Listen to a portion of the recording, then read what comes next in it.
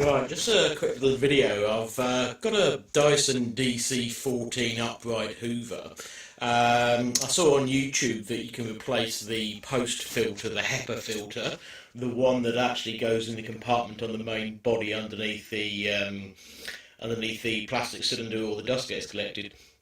This rather revolting thing here is the original HEPA filter. I've actually started taking the bits already, as you can see. Now, this bit here sat on like that, and something like that. And inside, unsurprisingly, is what you'd expect. Basically like a car filter, where you've got your cardboard fins that collect dust and stuff. Now, these, according to Dyson, aren't washable, unsurprisingly, because it's like cardboard fins in there. As you can see, I've ripped off the seal, and we've got this floss stuff. Now, obviously, if you look at my hands, that's the dust and crud just in this floss here. Now, I did actually try and wash this the other day, sort of lightly wash it, and on the assumption that it would, get stuff out and then let it dry out, sort of thing. Now, as you can see by the state of this floss, it's absolutely bloody filthy. Now, I did actually see on YouTube earlier this week that the HEPA filter for the Dyson DC33 will actually fit this model, so that's just come and I've just put it in. But partly through reassurance for myself that there was actually a point to buy that, I thought I'd rip this old one apart. And this side looks nice and clean. You can just about see the cardboard fins in there.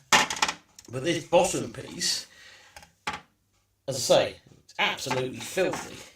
You can tap it out. I mean, this is what some cheap garages do with your air filters, just literally tap the dust out like that. Now, if it didn't have this floss on the bottom, that's always a good thing to do with some that do have exposed air filters like that. Just literally tap them out, and that gets a lot of the dust out of there. I'm going to strip this down a bit further now, see if we can get inside this, and I'll film again in a second. Okay, so we've taken some more of the floss off the top of this, and you can see it's absolutely filthy. Looking at this, I'm surprised it worked at all. Now, if you look around the edge here, if the camera will focus, which it isn't doing very well, this is basically like a ring of wax or some other sort of substance around there to seal the whole thing in. Now, in fairness to Dyson, obviously HEPA filters are designed to deal with very small particles down to, I think it's 3 microns, which is like, bearing in mind a human hair is 100 microns. These things need to be airtight as hell to catch all those bits of crud. Which it does, but obviously the fact that you can't wash them means that these things do really need replacing. Now, I can't actually get that cardboard filter out. I've been rather brutal with it, and what you can see is, if you look, there's a light on it, if you look inside these, you can see, obviously this white stuff here is what the cardboard colour should be if it was new. But if you look at these fins, they are literally caked in dust and crud and everything else. And if I can break one apart there, so that white there is what the filter should be like. And as I say, absolutely caked in dust and crud and God knows what else that is. So, surprised it worked as well as it did, in fairness. Now, obviously, with the new one I got on Amazon for like 13 quid.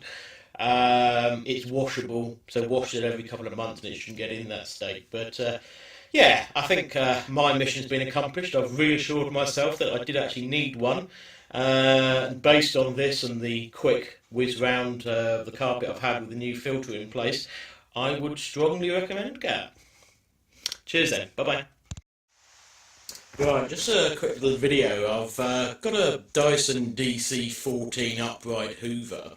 I saw on YouTube that you can replace the post filter, the HEPA filter, the one that actually goes in the compartment on the main body underneath the plastic cylinder where all the dust gets collected.